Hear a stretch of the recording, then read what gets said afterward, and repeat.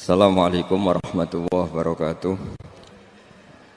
Bismillahirrahmanirrahim. Nahmaduka ya ghafuru ya syakuru. Mashalli wa sallim barik ala sayyidina maulana Muhammadin wa ala alihi wa sahbihi asma'in nama ba'du. Ada satu kearifan namanya hidup itu apa? Hidup itu adalah cari sebanyak mungkin supaya hidup itu tidak tergantung pada banyak hal. Jika misalnya cara berpikir orang-orang modern itu sebenarnya banyak orang-orang ilmuwan yang nggak ngagumi Amerika, bukan karena angkuh ndak.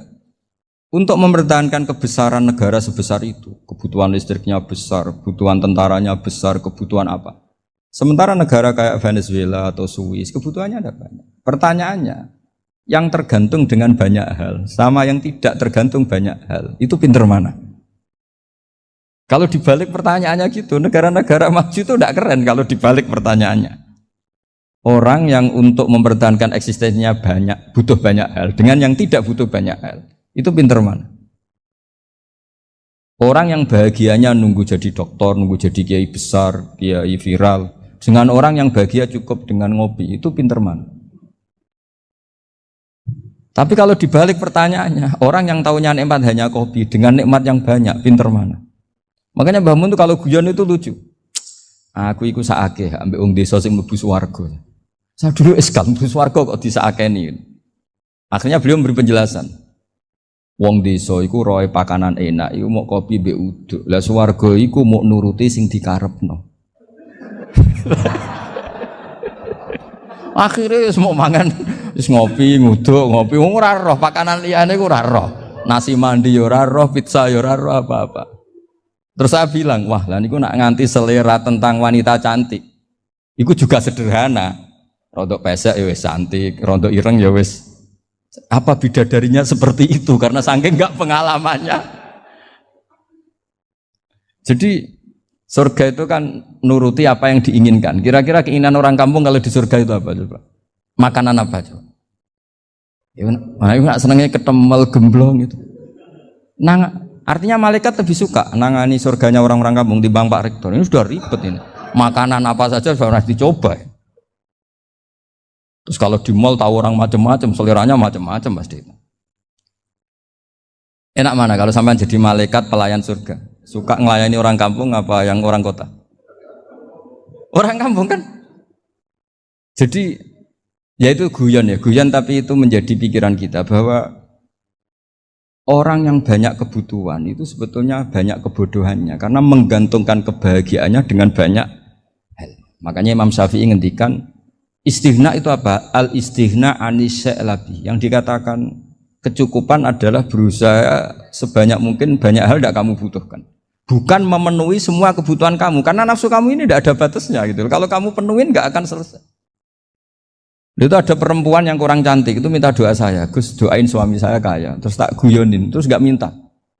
Kalau suami kamu kaya, yang pertama dirubah itu apa? Rumah supaya rumah saya bagus. Kedua apa? Mobil supaya mobil saya bagus. Nanti yang dievaluasi itu kamu. Mobil bagus, Alphard, rumah mewah, istrinya kamu pasti itu dievaluasi. Langsung enggak usah sudah gini aja kan. Jadi pertama yang dievaluasi itu kaya itu coba kalau suami kaya itu yang dievaluasi pertama rumah ya, rumah ganti. Setelah itu apa? Mobil. Kira-kira berikutnya akhirnya sudah nggak jadi. Nabi Ibrahim itu pernah minta umur panjang, keren umur panjang. Sama Allah nggak dijawab. Datang orang tua gitu mertamu ke Nabi Ibrahim, terus disuguhi dikasih kurma. Apa itu? Kok kurma apa? Anggur yang sudah matang sekali, sudah dimakan. Setelah dimakan meler keluar lagi, dimakan lagi meler lagi. Terus Nabi Ibrahim masuk lagi ke kamar. Ya Allah, doanya tak cancel. Nanti kalau saya tua kayak itu. Jadi Allah itu enggak jawab langsung tapi ngirimkan itu. Akhirnya ya Allah enggak jadi. Nanti takut itu. Saya pernah ngalami jadi kiai tadi ada ibu-ibu ya enggak pati cantik lah. Suaminya tuh miskin sekali. Minta doa saya supaya kaya. Bareng tak kasih pertimbangan itu udah enggak usah enggak jadi. Jadi itu kearifan. Tapi kearifan ini harus kita tanamkan. Saya nggak bisa membayangkan Indonesia yang besar ini, andai kan tidak ada qanaah, nerimo ing pantum. Coba sekarang ada Covid. Andai kan Indonesia tuh kayak Perancis. Saya beberapa kali punya tamu orang yang hidup lama di Perancis, bahkan dapat istri orang Perancis. Itu dulu nggak begitu mencintai Indonesia. Tapi setelah di Perancis 2 tahun, wah Indonesia hebat. Di Perancis itu kata dia kalau cerita, semua kebutuhan masyarakat itu dibebankan ke negara. Apa saja minta negara, apa saja nyoal negara. Sementara Indonesia, coba kalau Indonesia mengalami seperti ini kok tidak ada qanaah rimo ing pantum, bisa kios Indonesia. Orang miskin nyalahkan negara, kelaparan nyalahkan negara, apa saja. Tapi barokahnya dididik kiai, jogeman nyalahno wong liya. Urip pun romo ing pandum, diame. Sampai gak ngerti kalau Covid. Banyak tuh orang-orang kampung itu, orang lugu-lugu itu. Mbah niki saking Covid, salam ning Covid, muga-muga umure panjang. Dikira Covid itu nama orang yang ahli sosial itu. Mbah niki dana saking Covid. Matur nuwun sampekno salamku, muga-muga umur panjang. Bingung kan yang nganterin ini. Ini gimana yang mau menjelaskan? Memang nggak paham. Ribet kan. Tapi saya pastikan bahwa dengan keadaan seperti ini kita bahagia, kita stabil, itu jelas barokahnya kalimah tadi, moto tadi atau pegangan hidup tadi. Makanya disebut al-ibarat qutun li'ailatil mustami'in, bahwa redaksi atau kata-kata atau pegangan atau filosofi hidup, apalah namanya itu adalah penyemangat. Penyemangat. Karena kata-kata ini memang luar biasa. Ketika sahabat perang demi kebenaran, zaman itu ya pasti benar karena yang dibela Nabi. Dulu itu kan enak zaman Nabi, yang dibela mesti benarnya, musuhnya mesti salahnya. Jika dulu itu memang harus tegas. Kalau sekarang mau tegas gimana? Yang kamu bela tidak mesti benar, musuhnya tidak mesti salah. Ribet kan kalau misalnya saya tukaran sama Pak Rektor, kamu mau bela mana kan bingung. Saya tidak mesti benar, saya tidak Nabi. Pak Rektor apalagi tidak mesti benar lagi kan? Ribet kan? Jadi kalau kita mau perang sekarang itu mau pede gimana? Enggak. Makanya banyak ulama sekarang itu mau tegas tuh enggak berani karena ya banyak hal yang abu-abu lah wilayahnya. Misalnya pilihan presiden atau pilihan bupati, pilihan menteri. Kamu mati-matian bela itu. Yang kamu bela tidak mesti benar. Musuh kamu tidak mesti salah. Misalnya pilihan bupati, wah ini kabupaten ini baik kalau bupatinya ini, yang satu bilang ini, terus tim suksesnya kamu tanya, kamu yakin? Ya enggak juga. Lah kenapa semangat? Kan saya botohnya, paling alasannya ya itu aja, bukan yang lain. Beda dengan zaman Nabi, nabinya mesti benar, Abu Jahalnya mesti salah, kan enak aturan mainnya jelas. Singkat cerita dalam perang itu banyak sahabat yang alami luka, ngalami apa gitu. Kemudian curhat ke Nabi, ya Nabi gara-gara derekkan jenengan, ngikuti jenengan saya harus ngalami seperti ini. Ngiranya orang itu diapresiasi sama Allah keluarnya. Ternyata sama Allah gak diapresiasi. Malah diturunkan ayat intakunu ta'lamuna fa innahum ya'lamuna kama ta'lamun wa tarjuna minallah ma'ala yarjun. Kalau kamu sakit karena perang, orang-orang kafir itu ya sakit. Itu saja berani padahal demi kekafiran. Wa tarjuna minallah ma'ala yarjun. Padahal kamu punya nilai lebih yaitu berharap kepada Allah yang mereka tidak punya. Saya jadi kiai itu ya kadang mangkel. Karena yang benci ya benci, yang seneng itu ngel-ngel loh kayak Pak Bejo. Jadi semuanya ribet. Nah iya, yang benci ya ganggu, yang seneng ya ganggu, tambah nemen. Ribet. Tapi kalau sudah ingat bandar narkoba, mereka berhadapan dengan polisi, kadang ditembak karena kesalahannya terlalu fatal. Antar persaingan mereka juga bisa tembak-tembakan karena merebut pasar narkoba. Itu saja mereka berani. Kok kita yang jadi kiai kadang dicium tangannya, dihormati gak berani, hanya takut apa ya, musibah-musibah kecil lah, atau problem-problem kecil. Lah iya, kalau kita bandingannya gitu. Kalau kamu mau tahajud kedinginan, itu masih nanti dihisap Allah itu gitu. Maling ayam itu keluar malam-malam, hanya dapat ayam. Itu gak takut dingin. Ya gak takut digebuki masa. Kamu mau tahajud saja takut dingin. Makanya nanti hisapnya orang soleh itu nanti dijajarkan orang dolim. Terus diperbandingkan. Wah itu habis kamu kalau itu. Jadi misalnya Unisula mau rapat, tapi ini malam, kalau malam dingin nanti saya masuk angin. Anak-anak pang di perapatan aja berani kamu. Kalau sudah perbandingannya gitu tuh ribet kita nanti. Makanya itu kalimat itu moto atau filosofi hidup. Sehingga diulang lagi nasihat itu. Iyam saskum korhun faqad masal qoma korhum mislu. Kalau kamu kena luka, orang-orang yang enggak benar juga akan kena luka. Itu aja berani demi ketidakbenaran. Masa kamu demi kebenaran enggak berani? Akhirnya orang itu, ya itu kalimat, itu heroik. Makanya kita ini penting ya, makanya tadi himne Unisula dimulai kalimat thayyibah. Karena kalimat ini yang menjaga kita kalimat ini. Misalnya tentang Tuhan. Kenapa orang Islam imannya kokoh seperti ini, termasuk yang sudah hidup di Amerika, di Australia, di mana-mana. Itu ya barokahnya ajaran atau barokahnya kalimah. Saya sebut kalimah saja pakai bahasa santri. Karena la ilaha illallah itu dalam tradisi santri disebut kalimatu haqqin alaiha nahya wa alaiha namut wa alaiha nub'ats. Ada yang riwayat wa biha nub'ats insyaallah taala minal aminin. Kenapa mereka di mana-mana meskipun sekolah di Amerika, di Australia, bahkan di Uni Soviet tetap mukmin? Itu barokahnya ajaran yang benar. Allah itu siapa? Tuhan. Tuhan itu sifat dasarnya apa? Awal. Dia harus wujud awal sebelum makhluk yang lain. Sehingga ketika ada negara yang maju, yang tertib, manajemennya tertib, masyarakatnya makmur, tapi punya Tuhan yang tidak seperti itu, tidak awal, itu sudah gak nyaman. Karena ndaklah keren Tuhan saya, karena Tuhan saya itu al-awwal, zat yang pertama. Tuhan saya keren lah, zat yang gak mati. Tuhan yang gak mati, yang gak pernah ngalami kematian. Sehingga tontonan atau yang dilihat kenikmatan-kenikmatan yang lain ini tidak mengubah dia pendirian tentang Tuhan. Karena mantapnya satu kalimat tadi, bahwa Tuhan itu ya harus satu, harus awal, harus tidak mati, tidak rusak, tidak ngalami apa-apa yang membahayakan. Sehingga ketika ditawarin Tuhan yang lain, meskipun menjanjikan secara finansial atau kemakmuran, mereka gak tertarik. Itu coba, itu barokahnya makmur apa barokahnya ajaran?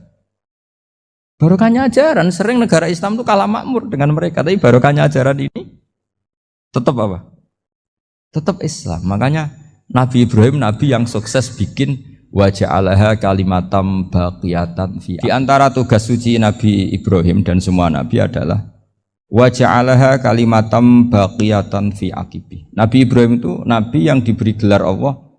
Dia adalah Nabi yang menjadikan kalimat tauhid itu kalimat yang abadi.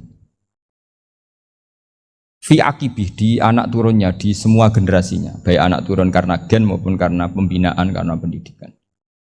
Ini penting sekali saya utarakan karena apa? Satu kehidupan itu sebenarnya digerakkan oleh kata-kata, oleh moto kalau orang bahasa modern.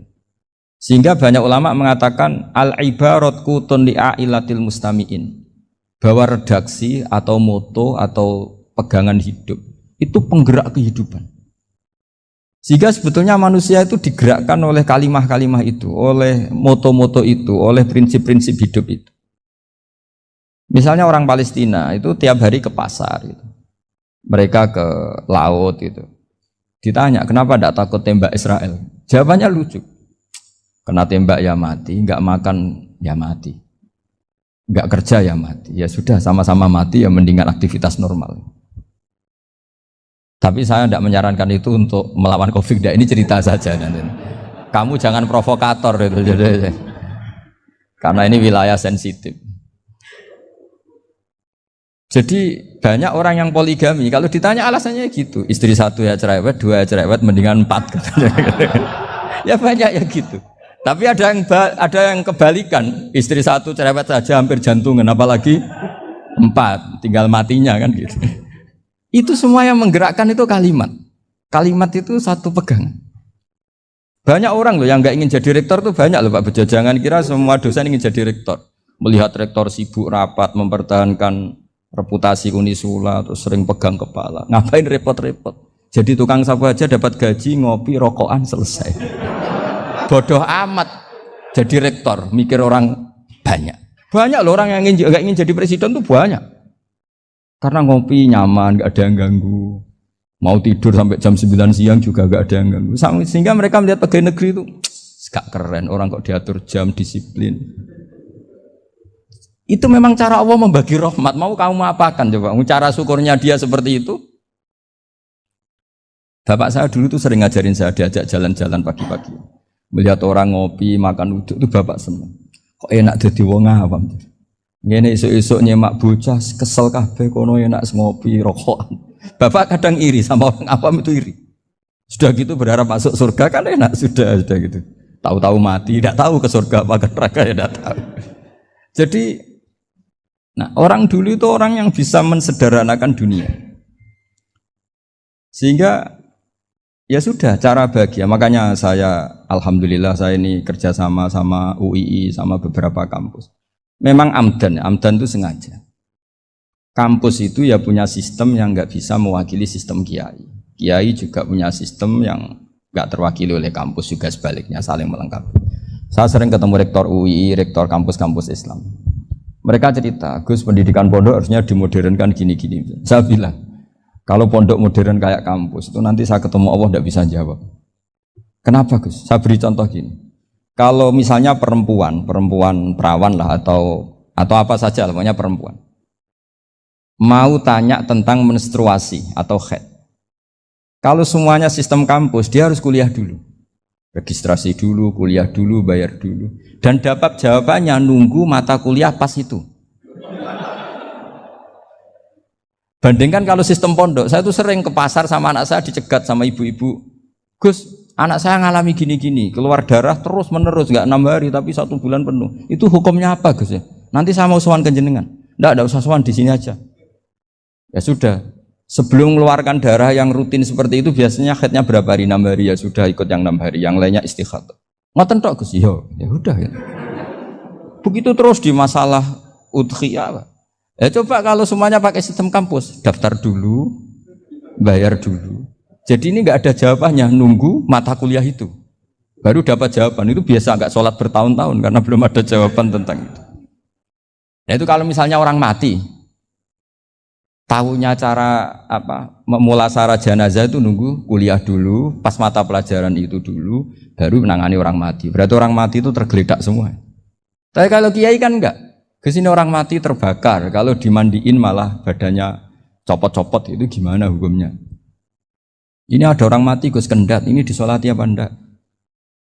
Ada orang mati apa itu oplosan itu disolati enggak? So sering ditanya gitu. Gak usah registrasi Pak Rektor, gak usah registrasi, gak usah daftar, gak usah seminar. Makanya kalau orang kampus wani kiai itu ya kualat tenang gitu, karena ini yang on time. Tapi pondok seperti saya ya ikrar seikrar-ikrarnya pentingnya kampus karena melatih efisiensi waktu, disiplin, tata kelola manajemen sehingga kita ya hormat. Tapi tadi kita harus saling melengkapi sehingga saya tunjukkan ke publik bahwa saya hormat sekali sama polisi, sama tentara. Coba kita bisa apa ngadepi bandar narkoba kalau enggak polisi? Bisa apa coba menjaga NKRI kalau enggak tentara? Begitu juga ya sudahlah kita memang fa inna yadallahi ma'al jamaah, kita berkah itu kalau bersama-sama, enggak bisa kita sendiri. Nah lalu orang kayak saya itu ya beberapa kali sebetulnya saya itu ditawanin jadi doktor honoris causa apa. Kekhawatiran saya satu Pak Bejo, takut pas nggak punya uang. Itu dokter kok gak di duit kan gak pantas gitu. Jadi repot gitu, daripada beban lah sudah lah nggak usah dokter. Jadi kalau nggak punya uang ya pantas, terus kalau ngebis ya pantas. Suatu saat kalau mati nggak ada yang hadir ya pantas, nggak dokter. Gitu. Kalau sudah dokter kok masuk neraka, kayaknya apalagi rektor kampus Islam kok masuk neraka itu kan kok kayak nggak pas itu. Misalnya rektor Unisiola ditanya mungkar nakir, nggak bisa kan kayak gimana gitu. Makanya harus sering ngaji saya supaya nggak malu di depan mungkar nakir. Masa rektor ditanya mungkar nakir nggak bisa. Harus berani bentak. Ini saya rektor loh Pak mungkar nakir. Masa. Kalau wali-wali dulu berani. Masyhur di cerita wali-wali ditanya marabbuka manabuka. Saya ini guru tauhid. Kok kamu tanya marabbuka manabuka yang ngelotok? Kamu tidak pernah ngaji, enak aja tanya. Jadi wali-wali itu ya rileks ngadepi mungkin. Saya yakin rileks wali di Bang Pak Rektor. Saya yakin itu. Karena wali itu lebih dekat. Tapi ini kesalahan yang tidak maksiat. Insya Allah dimaafkan Allah Subhanahu Wa Taala ini karena kesalahan itu ada dua. Ada kesalahan yang maksiat, ada kesalahan yang tidak maksiat. Saya punya komitmen terhadap agama ini. Baik tadi yang dikatakan Pak Rektor, ada unsur ulama, ada unsur habaib, ada unsur pengusaha, ada unsur birokrat. Di antara kenangan-kenangan saya dari Syekhina guru kita bersama Kiai Haji Maimun Zubair, beliau itu sering dawuh, sering ngendikan, dan itu saya sampaikan juga ketika 7 hari wafatnya Agus Robah, cucu Mbah Maimun, putra Agus Subah. Di antara yang beliau katakan itu adalah sok hak agama itu sing gawe pegawai negeri. Itu berkali-kali beliau ngendikan gitu. Ya saya agak bantah. Lah kalau santri, Bah, ya santri karuan mesti gawe agama, tapi sok ben sing gawe pegawai negeri. Setelah saya jadi kiai dan penelitian, saya itu berkali-kali didatangi dokter, tentara, juga polisi. Mereka sering bilang gini, Gus saya ini dokter negeri. Saya ke NTT, ke Papua, karena saya muslim, berkebutuhan Islam, maka dibikinkan musola, dibikinkan masjid. Kalau kiai tidak bisa, bikin sendiri urunan mau narik siapa. Mau narik tarikan di jalan yang mau nyumbang siapa. Tapi kalau kebutuhan negara, karena tugas negara, ya difasilitasi negara dan tidak dianggap misionaris karena negara. Begitu juga di beberapa negara yang non-muslim kayak di Argentina, di Venezuela, itu ada masjid, ada kajian Islam ya karena duta besar. Dan itu aparat negara. Disinilah kearifan para ulama berkoalisi dengan umarok dengan makna yang positif bahwa agama ini harus ditopang umarok, sistem negara. Tentu di situ ada tentara, ada polisi, ada macam-macam. Kita sebagai kiai juga enggak berdaya di depan para bandar narkoba apa-apa kalau enggak ada BNN. Kita mau apa dengan korupsi kalau enggak ada KPK. Sehingga kearifan para guru-guru kita, mulai Mbah Maimun, bapak saya sendiri, NU, Muhammadiyah, semua ormas-ormas Islam itu pasti maulah kerjasama. Karena kita siapa? Kalau enggak kerjasama. Dan di antara pesan Rasulullah SAW adalah yaduwahi ma'al jamaah. Jadi apa ya, kebersamaan itu sudah berkah. Fa inna yadawahi ma'al jamaah. Jadi berkah. Lalu kenapa saya kalau ngaji bawa kitab? Ini agak sebetulnya itu lazim. Lazim itu suatu yang harus. Tapi karena kelamaan mubaligh itu tidak pakai kitab. Seakan-akan bawa kitab itu yang aneh. Sebenarnya aneh mereka.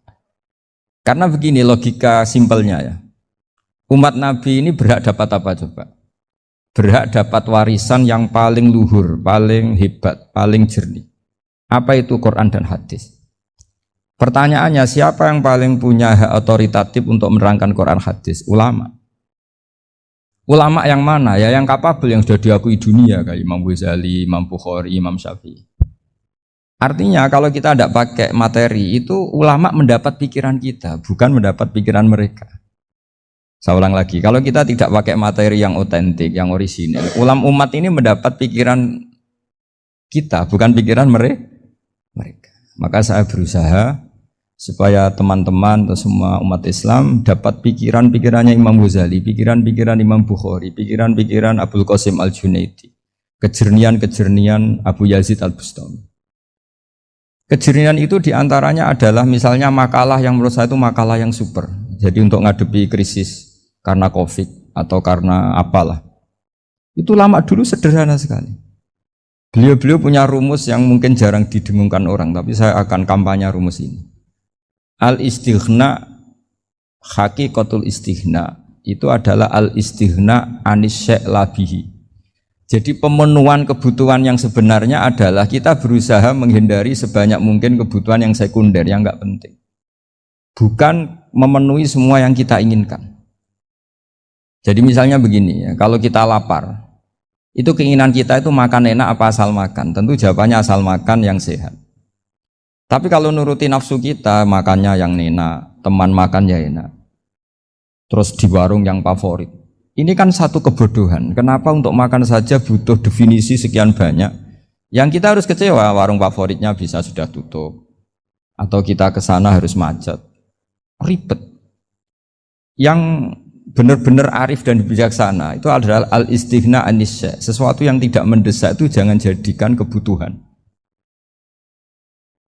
Sehingga kalau kita puasa misalnya, semua makanan itu enak karena kita sangat lapar. Sehingga Abul Qasim Al-Junaidi ketika ditanya, ma idamu to'am, lauk makanan itu apa? Jawabannya lucu, alju, lapar. Kalau kamu lapar ya semuanya enak. Ini sudah mulai hilang. Kita bilang makan enak itu ya sate, ya gulai, ya pizza yang kita senang. Akhirnya apa? Untuk nikmati nikmatnya Allah itu kita jadi ribet. Apalagi yang orang-orang fasik harus ditemani perempuan yang tidak halal misalnya, atau harus ada ajudan, ribet. Nah pertanyaannya, orang yang ribet sama yang nggak ribet itu pinter mana? Pinter yang nggak ribet. Nah ini kearifan-kearifan yang mulai hilang.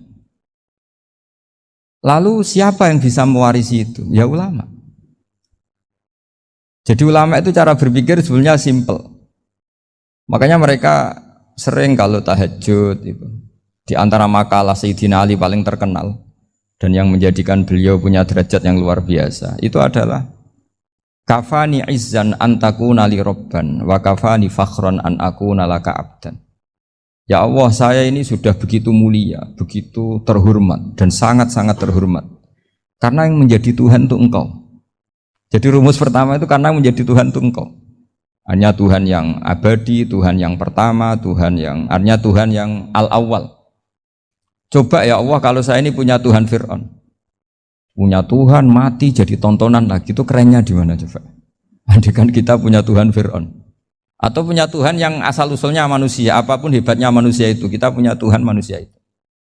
Tuhan yang lapar, yang kalau nggak makan mungkin pingsan, mungkin bisa kena COVID, nanti Tuhannya diisolasi. Kayak apa?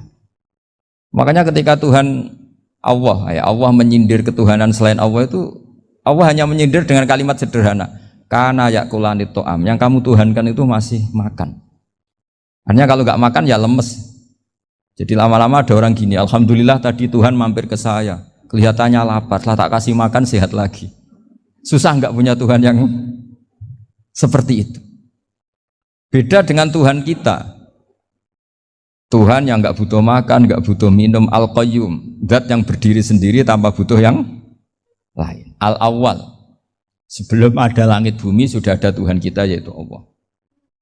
Bandingkan dengan Tuhan-Tuhan yang dipertuhan yang lain, yang adanya setelah bumi, misalnya Fir'aun dan sebagainya. Sehingga Sayyidina Ali pertama jadi kebanggaan apa? Kafani izzan antakuna li robban. Saya ini keren betul karena punya Tuhan yaitu Engkau. Tuhan yang lahul asma'ul husna, Tuhan yang semuanya punya kebaikan, punya keabadian, punya keagungan. Terus wa kafani fakhron an akuna laka abdan, dan saya bangga sekali karena saya menjadi hambamu. Kalau saya jadi hambanya Pak Rektor ribet kan? Sudah tak hormati ternyata nanti tidak rektor.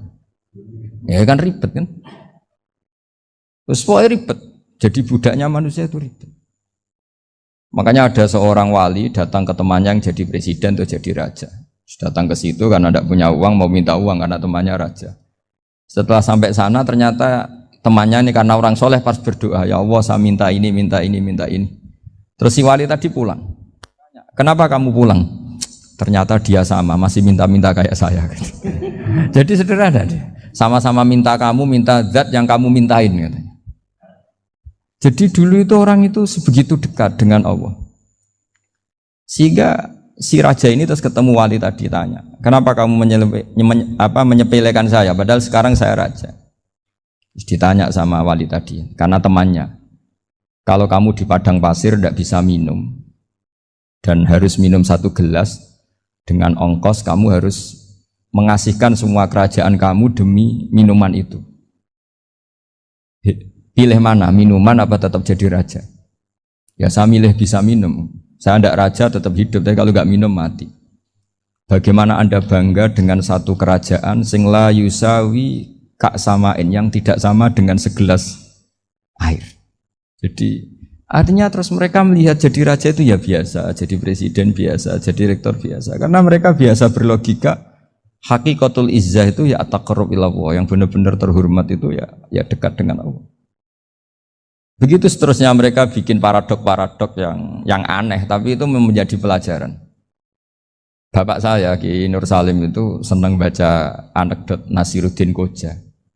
Itu kalau bikin orang-orang aneh, itu dia datang ke satu pesta, pakai baju lusuh, pakai sarung lusuh atau celana lusuh, sama Sohibul Bed yang punya acara dibiarin. Setelah dibiarin dia pulang pakai jas, pakai dasi, pokoknya keren. Dihormatin, pakai alpat, pokoknya dihormatin. Silakan. Pas dia disuruh minum, minumannya itu disokkan saja ke sakunya. Jas, kamu harus minum yang banyak, karena kamu yang dihormati, bukan saya. Terus makanan semuanya diletakkan di saku, ada yang apa? Ayo kamu makan yang banyak. Alpatnya juga gitu, dikasih sate apa? Ayo kamu makan yang banyak. Mereka tidak melihat saya, melihat kamu. Akhirnya orang satu pesta itu istighfar semua, berarti kita ini salah. Terus dia pidato, kenapa kamu uang gitu? Tadi saya datang, orangnya sama. Gara-gara beda pakaian, penghormatannya beda. Berarti yang berhak dapat makanan ini jasa ya, bukan saya. Betapa naifnya kita sebagai orang. Ternyata kita masih hormat sesuatu yang seperti itu, yang atribut lah. Jadi orang-orang sufi itu orang yang bisa menertawakan dunia. Akhirnya ya, pertama dia dianggap orang gila, masa jas dikasih makan, dikasih minum. Tapi secara fikih dia benar, haram dia makan. Karena pas dia datang dibiarin, setelah pakai jas dikasih makan. Berarti hakikat yang dapat rezeki siapa? Jasnya apa orangnya? Jasnya apa orangnya? Jasnya. Jadi itu orang-orang sufi, kearifan orang-orang dulu itu bisa ngelola hal-hal yang keseharian menjadi luar biasa. Ada seorang wali melihat istrinya makan satu piring, anaknya makan satu piring. Ditanya, kalian kenyang? Wah, kenyang sekali. Melihat anaknya minum kopi satu cingkir, senang. Kalian senang sekali. Wah, kalau senang dengan hal-hal yang murah bisa, ngapain harus senang dengan hal-hal yang mewah? Bodoh sekali saya. Sehingga terus mereka bisa qanaah. Qanaah itu ya hidup itu simpel, sederhana. Sehingga kita ini bekti sama orang tua misalnya. Itu ya karena ajaran. Suwargamu itu karek wong tuamu. Nak wong tuamu ridho, Allah ridho. Nak ora ridho, Allah ora ridho. Ridho wa fi ridhol walidain wa sakhatu wa sukhtu wa fi sakhatil. Sehingga ketika ada orang tua yang agak brengsek gitu, anak-anak tetap hormat. Punya orang tua yang miskin, yang sudah miskin, tukang tombok nomor, banyak kan di kampung gitu. Ya tetap hormat. Coba kalau dari awal kita ngajari orang tua kamu hormati ya, kalau baik, kalau tidak usah. Bisa geger Indonesia. Tapi barokahnya ajaran-ajaran itu Indonesia tertib karena ada ajaran. Nah ini di sini pesantren dan Unisula semua harus berkontribusi membuat ajaran yang benar itu adalah ciri utama Islam. Sehingga Islam ini dimulai dengan ajaran kalimatu haqqin alaiha nahya wa alaiha namut. Sehingga kita tenang seperti ini. Saya ini termasuk kiai yang tenang. Meskipun kata orang banyak saya ini kiai besar, tapi termasuk kiai yang paling tenang. Termasuk yang paling tenang. Karena saya ini pakai mazhab orang-orang hebat. Saya berkali-kali cerita, orang kayak Imam Syafi'i itu orang yang luar biasa. Saya berkali-kali cerita, orang yang tadi nyium tangan kamu ya Imam Syafi'i, di belakang tuh ngerasani kamu, menghujat kamu. Jawabannya enak saja. Berarti saya alhamdulillah orang yang wibawa. Buktinya di depan saya nggak berani. Jadi enteng saja. Diceritain sebagian kampung, sebagian separuh dari warga kamu itu nggak suka kamu. Ya bagus lah nggak suka saya, nggak akan utang duit saya. Di mana-mana orang utang itu karena teman dekat. Kalau nggak seneng pasti minimal nggak utang, nggak pinjam mobil, nggak pinjam apa. Berkah mana yang seneng sama yang gede? Jadi dianggap enteng saja. Semua yang dialamin dianggap enteng saja. Misalnya punya istri pemarah, ya baguslah marahin suami. Kalau marahin tonggo malah ribet. Jadi kamu harus terima kasih kalau dimarahin istri. Baguslah marahin saya mah, kalau marahin tonggo ribet. Jadi enteng saja. Tapi kita sekarang itu karena nafsu ya, sehingga menghadapi hidup ini ribet. Ulama dulu kalau mau mati itu senengnya bukan main. Sudah lama saya ini ingin gak maksiat. Kayaknya gak maksiat paling efektif itu mati. Ya tidak apa-apa Gusti, kalau sebaiknya mati ya mati aja. Enteng saja. Jadi melihat kematian itu akhir dari segala keburukan atau potensi keburukan. Apapun baik kita sekarang, suatu saat mungkin kita gak baik. Yang bisa menghentikan ketidakbaikan atau potensi ketidakbaikan itu apa coba? Mati kan? Berarti mati itu mengerikan apa menyenangkan? Mesti kamu tidak berani menjawab. Meskipun secara ilmu kamu berani, tapi secara rasa agak berani kan? Saya ulang lagi ya, yang bisa menghentikan keburukan atau potensi keburukan itu apa coba? Apa? Kematian. Berarti kematian itu menyenangkan atau menyusahkan? Apapun kamu tidak berani jawab karena kamu agak-agak duniawi itu kelihatannya. Tapi secara ilmu, kamu tahu kan kalau mati itu tidak buruk-buruk banget. Karena apa? Itu akhir dari segala keburukan. Sehingga Nabi ngajarkan kalimat itu begitu luar biasa.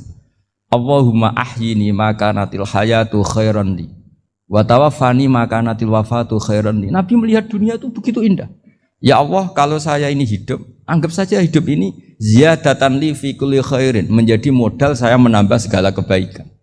Jika suatu saat saya mati, anggap mawon rohatan li min kulli syarrin, itu akhir dari segala keburukan saya. Sehingga mati hidup ya baik karena di situ kita bisa berkontribusi beramal soleh. Mati juga baik karena mengakhiri segala keburukan. Nabi nate ngendikan lagi, ajaban li amril mukmini inna amrahu kullahu khair. Orang mukmin itu mengagumkan, semuanya baik. In asobathu na'ma syakara fakana khairan lah. Kalau baru dapat nikmat, dia syukur, maka itu baik. Wa in asobatu dharra sabara. Kalau dapat masalah mereka sabar, itu juga baik. Sehingga orang mukmin dua sisinya pasti baik. Itu juga kalimat, maksudnya moto atau pegangan hidup. Nah, berikut ini saya beri contoh, ini kenangan saya, ini contoh terakhir. Masalah jadi orang terkenal maupun tidak. Di sini dicontohkan Imam Ghazali di halaman 367 di kitab saya 367. Juznya 3 di kitab Ihya Ulumuddin. Di sini beliau cerita betapa untuk menjaga ikhlas sebaiknya orang itu tidak terkenal, tidak syuhrah, tidak terkenal. Oke, itu kita sepakat ya, karena kalau terkenal mungkin orang dipaksa publik dengan tanda kutip untuk selalu berbuat baik, tapi karena jaim lah, jaga image atau apa. Tapi ketika dibalik pertanyaannya, kamu rela yang terkenal itu orang nggak benar, sementara yang orang benar itu nggak terkenal. Lalu masyarakat taunya yang tidak benar. Kalau pertanyaannya dibalik gitu, orang baik wajib terkenal enggak? Kalau pertanyaannya dibalik seperti itu, dokter yang benar tidak terkenal, yang malpraktek terkenal. Kamu ingin kondisi seperti itu? Nggak ingin kan? Kampus yang bagus nggak terkenal, kampus yang bagus nggak terkenal, yang nggak bagus.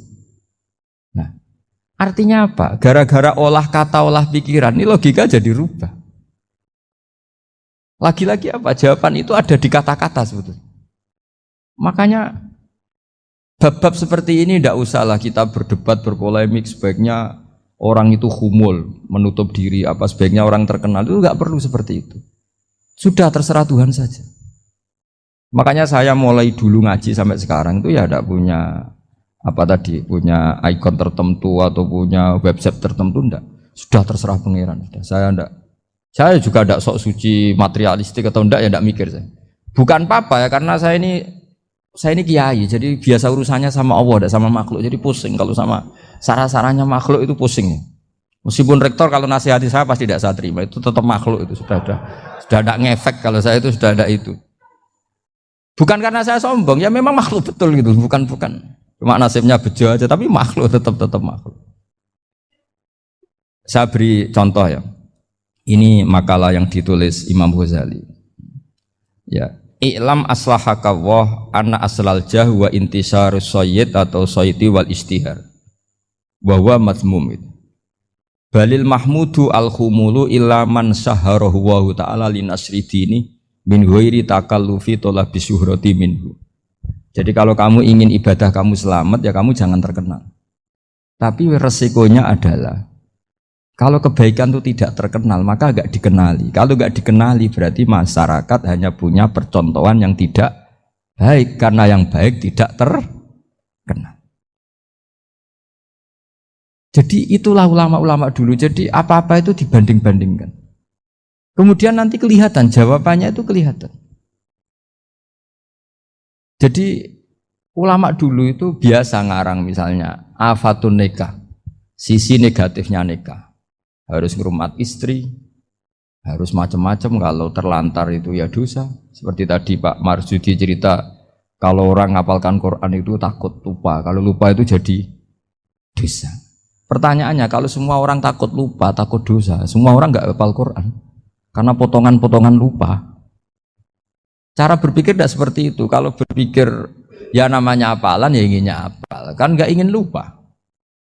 Lah nanti kalau takdirnya lupa karena hal-hal yang dimaklumi oleh syariat itu nggak yang termasuk dosa. Yang dosa itu lupa takliwiri udrin syar'iyin, lupa yang tidak ada sebab yang apa?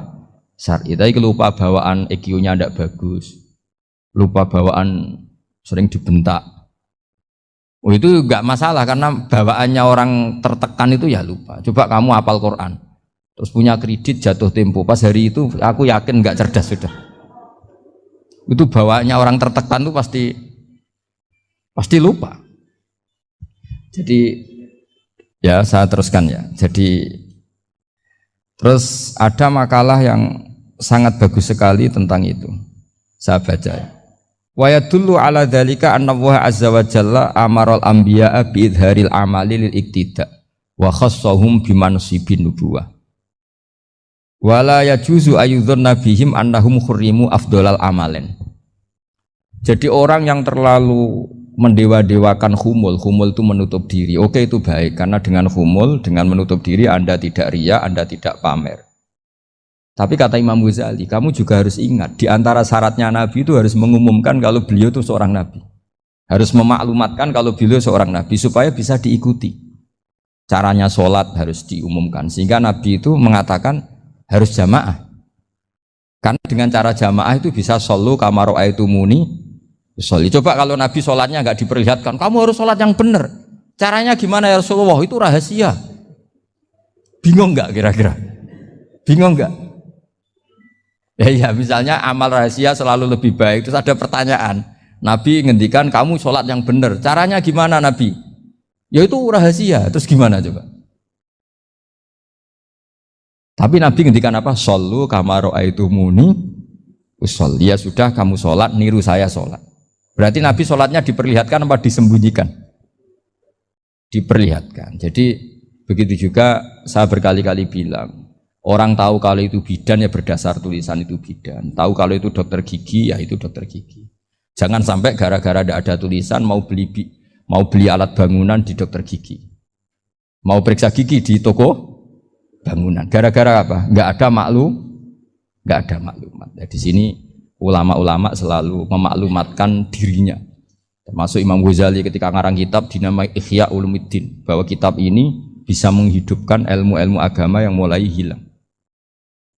Begitu seterusnya.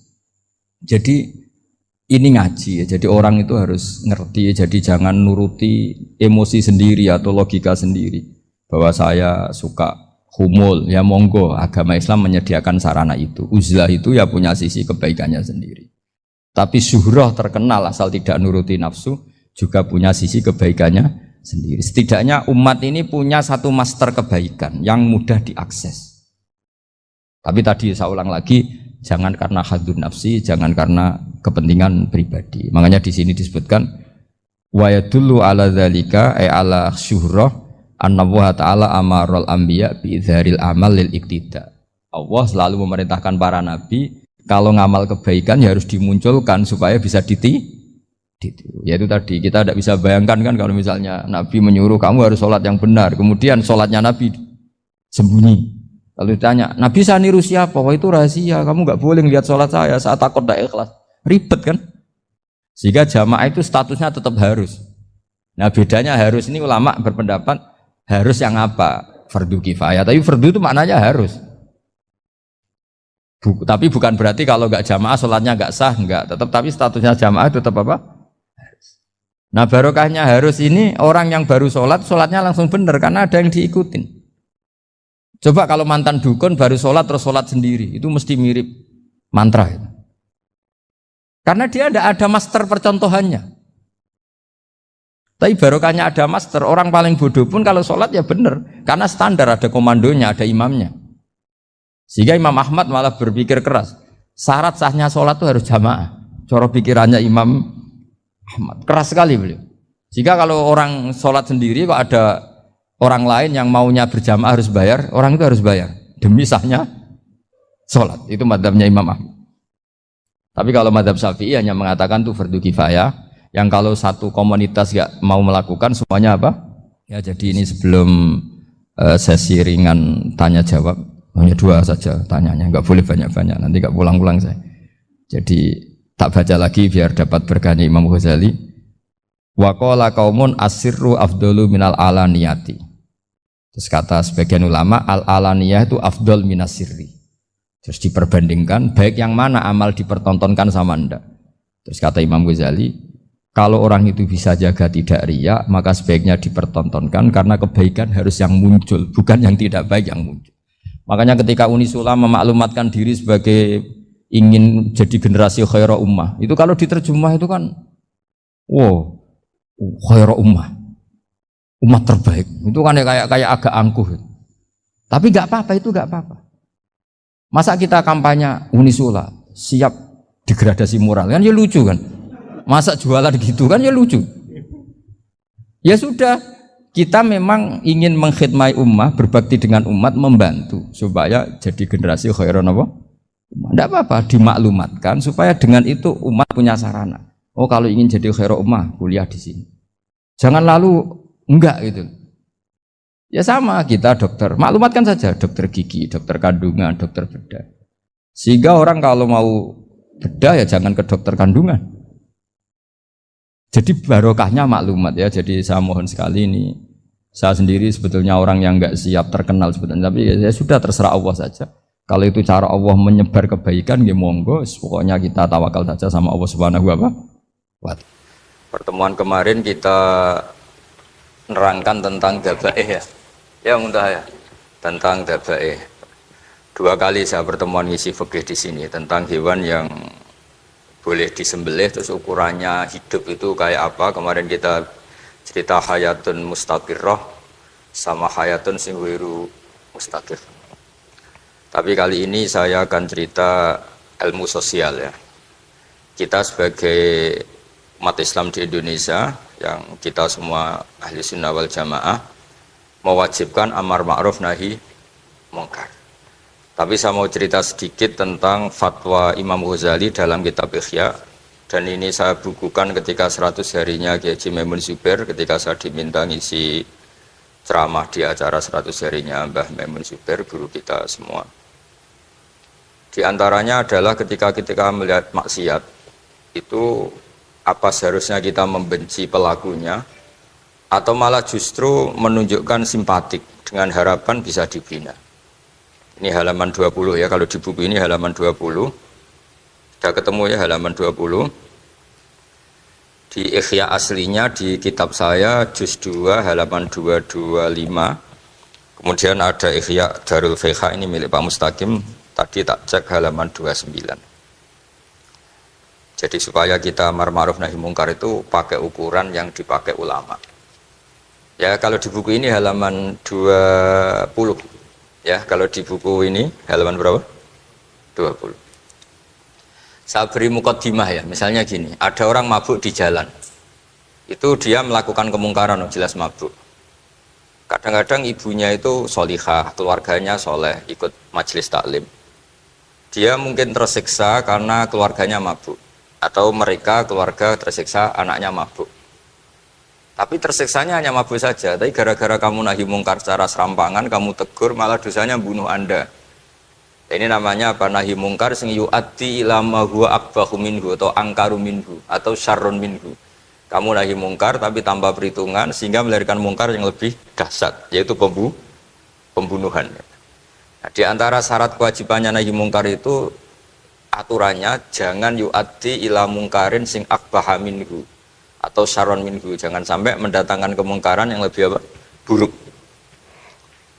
Ketika keluarganya dengar anaknya mabuk mungkin masih bisa mentoleransi, tapi kalau dengar bunuh kiai atau bunuh orang yang sangat dihormati karena ditegur lebih tersiksa. Begitu juga misalnya ada orang yang sering datang ke masjid itu berjamaah sholat, tapi pakaiannya masih agak-agak gimana gitu. Cara papa ngerti agak gimana gitu. Dan ternyata kalau ditegur malah nggak sholat. Nah ini kan kita punya perhitungan nih. Kalau ditegur gak sholat, kalau dibiarin tetap sholat, mendingan gak negur. Asal di hati kamu, jangan-jangan nanti gak ada pemandangan kalau ditegur lah, itu yang mulai masalah kan. Tapi sebetulnya itu mulai masalah, itu hadun nafsi. Kalau perhitungannya gitu hadun nafsi. Tapi kalau perhitungannya selama masih islami, dengan perhitungan-perhitungan haqquh wa rasuli, insya Allah itu ditoleransi. Nah, di antara makalah yang ini contoh ini untuk anak-anak begi, untuk PSG, tak warai caranya jadi wong alim ini jujur saja, enggak niat sombong. Saya tuh kalau punya makalah itu sampai begini. Ini itu satu makalah sebelum dicetak itu berupa buku ini. Ini begini modelnya. Jadi referensi yang sama tak tulis dari berbagai kitab yang berbeda. Dulu ketika Syekhina Kiai Haji Maimun Zubair masih sugeng, tiap ketemu itu dicek. Itu dari kitab apa. Jadi itu, selain referensi secara mudawana, Al-Kutubul Mudawana, juga dikonfirmasi berkali-kali. Misalnya gini, orang sekarang tuh gak siap dakwai orang yang ahli maksiat. Dulu tuh zaman Nabi dakwah itu malah gak sekedar gak maksiat, masih kafir yang didakwai. Pertama Quran turun tidak ada qul ya ayyuhan nahdiyun, qul ya ayyuhal muhammadiyun, yang ada malah qul ya ayyuhal kafirun, karena yang didakwai orang kafir. Jadi kalau kamu nyari dakwah yang sudah orang steril, sudah soleh semua, itu orang Jawa nguyai segoro, sekaruan soleh kok bu dakwah. Jadi memang tantangannya dakwah itu ke objek yang kita nggak siap. Nggak siapnya mungkin kita beda agama, mungkin beda kultur, beda kesolehan tuh. Ya, jadi ini tak baca beberapa makalahnya orang dulu. Ketika melihat saudara kita, teman kita atau tetangga kita melakukan maksiat atau sedang maksiat. Tak baca Arabnya dulu, mungkin sebagian nanti itu mungkin biar barokah. Ini teks aslinya Imam Ghazali. Wa turuqus salafi qad ikhtalafat fi izharil buhdi ma ahlil ma'asi. Semua orang salaf berbeda-beda dalam memperlihatkan ketidaksukaan ma ahlil ma'asi.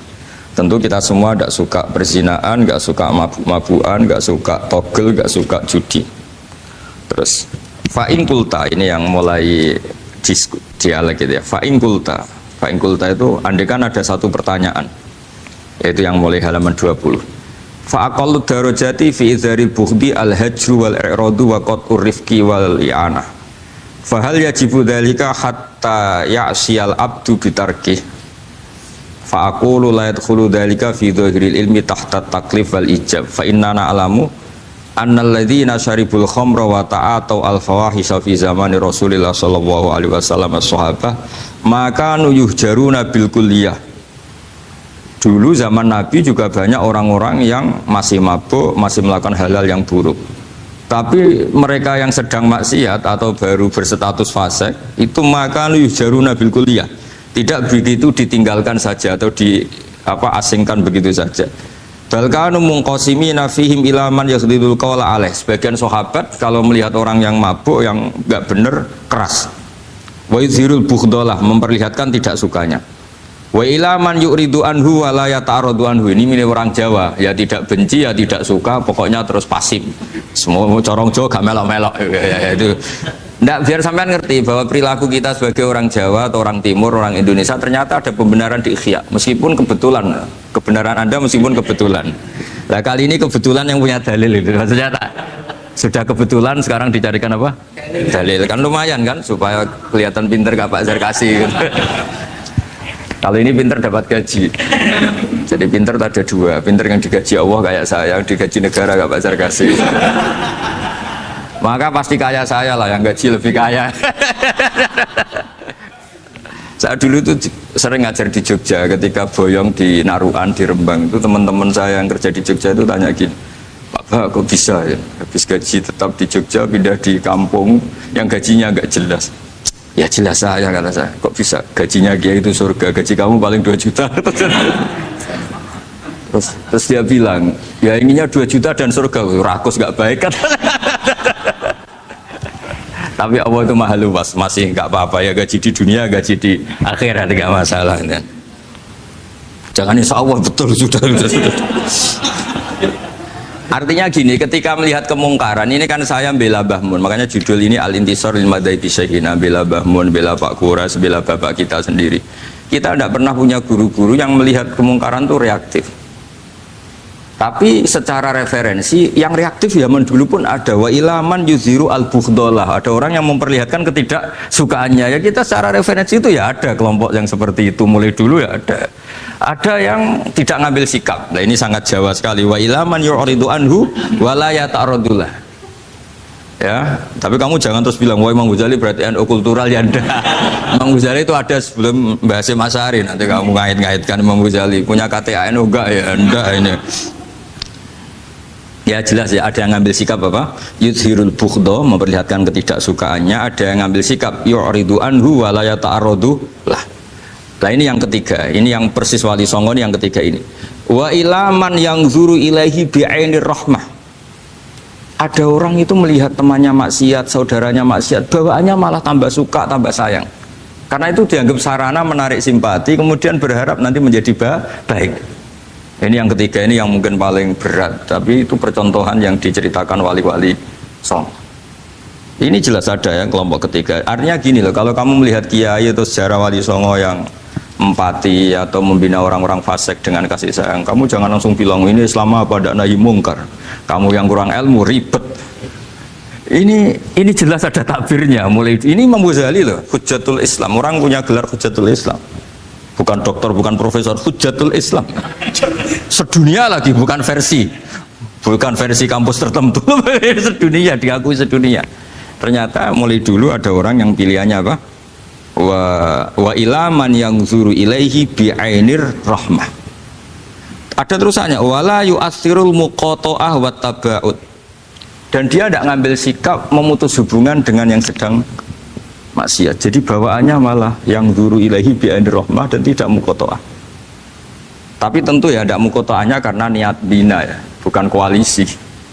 Bukan malah nanti kayak tadi kalau ada yang ke masjid masih pakaiannya agak gimana, dibina itu untuk lebih baik, jangan takut kehilangan tontonan. Itu yang paling masalah, itu hadu nafsi kalau itu. Kayaknya saya enggak lah, saya kiai. Ini cerita sampai anda cerita saya. Ya ini jelas nanti kalau yang punya kitab Ihya jelas ikut babnya Kitabu Adabil Ulfah wal Ukhuwah ya. Jadi nanti yang kitab naskahnya beda itu di Ihya-nya ikut apa? Kitabu Adabil Ulfah wal Ukhuwah, bab cara merasa empati, kasih sayang. Itu di situ saya pernah baca khatam dan mengajarkannya juga berkali-kali. Dan muasalah saya dengan ulama-ulama dulu yang sudah meninggal. Itu di situ Imam Ghazali kalau dalil itu gini, sampai begini ekstrimnya. Mungkin bagi orang awam tidak ekstrim, tapi bagi ulama itu ekstrim. Fa inna wa ta'ala qadim tanna alaina bi nikmatil ulfah was suhbah isqala wa allafa baina qulubihim. Jadi kebencian itu tidak termasuk nikmat yang dihitung Allah. Yang dihitung Allah termasuk kenikmatan itu wa allafa baina qulubihim. Jadi mu'alafah, merasa nyaman dengan teman kita, saudara kita, meskipun beda ormas, beda kultur, beda apa, itu bagian dari kenikmatan. Jadi jangan mentang-mentang kamu demi nahi mungkar terus adanya kebencian. Itu di Quran jelas, nikmat itu dihitung termasuk pemberian Allah terbesar itu wa allafa bainakum. Bahkan Allah ngendikan law anfaqta ma fil ardi jami'an ma alafta baina qulubihim walakinna Allah alafa bainakum. Rasulullah yang kesayangannya Allah saja dibayangkan Muhammad urusan cinta kasih, urusan kasih sayang, urusan saling mencintai. Andai kan kamu biayai, andai kan negara menggelontorkan APBN untuk rekonsiliasi nasional itu tidak bisa. Karena ini urusan hati. Kamu bisa tak kayak ide sak miliar seneng wong elek, enggak bisa. Atau ora usah dibiayai wong ayu. Kan susah sekali itu. Kamu bisa seneng orang yang nggak pernah berbuat baik sama Anda, enggak bisa. Tapi walakin Allah allafa, kalau Allah sudah menghendaki itu semuanya bisa. Kita kadang mencintai orang yang nggak pernah berjasa sama kita. Kamu punya teman yang sering takdir kamu nggak pati cocok sama orang yang nggak pernah takdir kamu seneng. Kalau Allah sudah alqal mahabbah, siapa yang bisa mengendalikan kehendak Allah? Kamu punya teman mulai SMP, SMA tidak bisa senang, ketemu pertama di bis senang. Yang bisa ngatur itu siapa kalau nggak Allah? Meskipun cara kau itu witing Trisno jalaran kulino, tapi Allah menghendaki pandangan pertama senang, pandangan 9 tahun bosen. Tidak kurang cara kalau makanya Para ibu-ibu harus tetap berdoa, ya Allah ya muqallibal qulub. Sabit qalba zauji ala mahabbati. Itu kalau nggak didoakan wah bisa hilang semua itu kan. Suaminya nggak mau berdoa gitu. Karena takut kurang variasi. Tapi ini cerita cinta, cerita ulfa tidak bisa. Lau anfaqta ma fil ardi jami'an ma allafta baina qulubin. Tapi walakin Allah allafa. Itu kalau urusan. Makanya jenengan harus syukur bawaan saya melihat sampean anak-anak BG itu cinta. Padahal nggak jelas asal usulnya piye. Terus. Tapi saya sudah 4 tahun kalau 5 tahun ngajar di sini. Di Jakarta katanya harus ya. Harus. Harus. Itu bahasa keangkuhan harus. Karena kalau di kitab fikih itu ijabu malam yajid termasuk dosa besar. Karena berarti musyarri apa? Ya Pak Sarkasi ya. Iya, di Sulam Taufik jelas termasuk dosa besar ijabu malam yajib. Mewajibkan sesuatu yang tidak wajib. Mergo fa anta musyarri, berarti kamu bikin syariat baru. Karena sudah ada mandubat, ada masyru'at, ada syariat ini sudah sempurna. Faman aujaba ma lam yujibhumu wa rasuluhu fa huwa musyarri'un. Dari berarti dia musyarri' baru. Bahasa karsanya kayak ngaku nabi baru. Sudah tak maafkan tapi secara fikih jelas sama lihat di Sulam Taufik termasuk minal kabair apa ijabu malam yajib, mewajibkan sesuatu yang tidak wajib. Musyarri ya musyarri, bukan tukang bikin syariat tapi ini musyarri tukang yang di jalan mungkin. Saya itu saking fanatiknya ilmu, ini cerita ya, saking fanatiknya ilmu itu kalau hallnya bapak saya karena kita keluarga pesantren itu pengumumannya itu aneh, tidak wajib hadir. Karena takut ijabu malam, karena trennya pesantren itu gitu, kalau alumni itu harus hadir pas hall atau pas pengajian mulut. Kalau saya karena fanatik ilmu itu nggak pernah ada undangan sampai sekarang. Saya ngiyai sudah 2005 bapak, sampai sekarang nggak pernah ada undangan karena takut ijabu malam yajib. Karena saya orang bener, maksudnya ada kayak ini. Ini kacau ini. Saya ini lebih tua, lebih kiai, diatur yang lebih muda. Ini enggak orang Indonesia ini, Pak. Kalau orang Indonesia itu sopan ya. Orang Indonesia itu enak, sama orang kiainya monggo sak kerso. Pada sak kerso milih istirahat timbang mulang ya. Habis perjalanan jauh monggo sak kerso milih apa? Istirahat timbang mulang. Ya sudah tak maafkan. Saya kan orang baik jadi gampang maafkan. Ya ngatur dia dosa lagi udah. Ya ini jelas ya, jadi ada 3 kelompok tadi ya. Jadi kalau jenengan sama orang yang tegas nahi mungkar atau apalah, ya mulai dulu ya ada wa ilaman yakhlidul bughdhalah wa yudhirul tadi apa? Ilaman yakhlidul qala alaih wa yudhirul bughdhalah. Itu mulai dulu ya ada. Terus ada yang model Jawa wa ilaman yu'ridu anhu wa la yata'arradu lah. Jadi gak ngambil apa? Sikap. Corong Jawa gak melok. Terus yang ketiga ini yang cerita Wali Songo, ya kita tidak menangi Wali Songo tapi sudah mutawatir lah kalau cerita-cerita Wali Songo itu nggak pernah negur orang, nggak pernah apa, tapi bisa merubah. Ini yang mahal kan bisa merubah. Itu apa cerita itu riwayatun sing tablughu hadat tawatur lah, karena semua versi kiai, versi film, versi buku kan semuanya sama Pak Zarkasi apa? Enggak, semuanya menceritakan sama. Kalau Wali Songo itu tidak main kekerasan tapi merubah. Kalau orang-orang yang terlalu liberal kan ya orang rubah, malah tadi seneng aja kalau ini semua orang pakai hijab ribet. Nah, itu yang ribet kalau sampai ganti niatnya gitu. Ribet gak punya pandangan tadi loh pada perhitungannya itu ribet kalau perhitungannya gitu. Ya ini jelas ya. Kelompok ketiga dan ini menurut saya yang luar biasa wa ilaman yang zuri ilaihi bi ainir rahmah wa la yu'athirul muqata'ah wa tab'al. Fahadihi daqaiqu diniyatun takhtalifu fiha turuqus salikin. Ini satu detail-detail yang mulai dulu orang itu beda-beda karena mungkin organ kita beda, psikologi kita beda. Kalau orang sosiologi mungkin ngamati latar belakangnya beda. Ada orang tuh santunya minta ampun, tak tanya tak pikir dia turunannya orang baik. Kalau saking santunya sayang nanya kiai aja kalah sopan sama dia. Tak tanya kamu kok orang baik padahal gak anaknya kiai. Karena saya trauma ditabui bapakku terus. Jadi dia sayang sama orang karena trauma. Betapa ada enaknya dikerasin. Ya nasibnya baik dia kok, kesimpulannya gitu. Ada yang dikerasin bapaknya terus dendam, anaknya yang kena. banyak orang yang mencintai istrinya, tak pikir dia turunannya orang yang sangat mencintai istrinya, ternyata enggak. Saya tahu sakitnya dicuekin suami. Ibu saya itu korban bapak saya. Gara-gara trauma itu terus sayang sama istrinya. Karena ibunya korban dibiarin sama bapaknya, ditinggal kemana-mana. Jadi kadang manusia itu nggak bisa ditebak. Ada yang anaknya orang harmonis, dia ada harmonis. Kok monoton ya? Kalau sudah mukhalifal qulub nggak pernah tahu kita. Ya, makanya sudah lah, donga aja ya mukhalifal qulub sabit qalbi ala din. Ini para istri harus donga ya mukhalifal qulub sabit qalba zauji ala mahabbati. Tapi aku yakin bapak-bapak gak berani doa gitu. Sabit qalbi ala mahabbati zaujati gak berani. Takut goblok saja. Kayaknya monoton tadi. Ya. Ya, jadi jelas ya, ini masalah-masalah yang nggak mungkin ada kesepakatan ya. Ini jelas fahadihi daqaiqu diniyah takhtalifu fiha turuqus salikin. Nah, daqaiq itu artinya gini ya. Daqaiq itu sudah detail. Dikoh, daqaiq jamaknya daqiqah. Dikoh itu detail. Bukan daqaiq bahasa Arab sekarang artinya menit. Oh, daqiqah, daqaiq ada menit barang ini apa dari ini maksudnya dari kata dikoh apa? Detail. Detail itu maksudnya gini. Saya beri contoh ya, semoga contoh ini tidak menyinggung siapapun ya, karena ini murni contoh. Misalnya ini ada warung kopi ya, warung kopi itu dijaga orang cantik, ramah.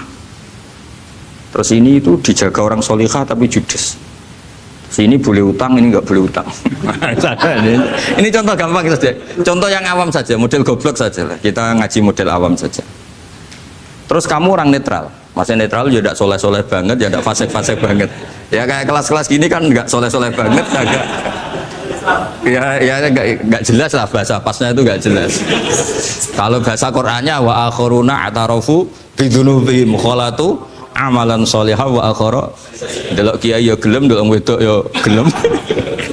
Konser ya teko, pengajian ya teko, ini jenis kholatu amalan solihah wa akhara saya. Jadi Quran sudah gambarkan. Makanya kelompok kayak kamu itu termasuk kelompok yang dibayangkan Quran. Tapi ya itarafu bidunubihim, kalau malam ya istighfar, astagfirullahaladzim. Sudah pas lah gambaran Quran itu pas, sudah kamu partainya itulah jelas sudah. Kan kita nggak mungkin partai wa minhum sabiqum bil khairati bin anda lah. Ambune ndak kelihatan. Kalau kalian sudah wali pasti saya tahu, kan ada daftarnya. Wali itu ada daftarnya, ada anggotanya, ada apa? Ada membernya ya, betul ya. Ya saya ulang lagi ya.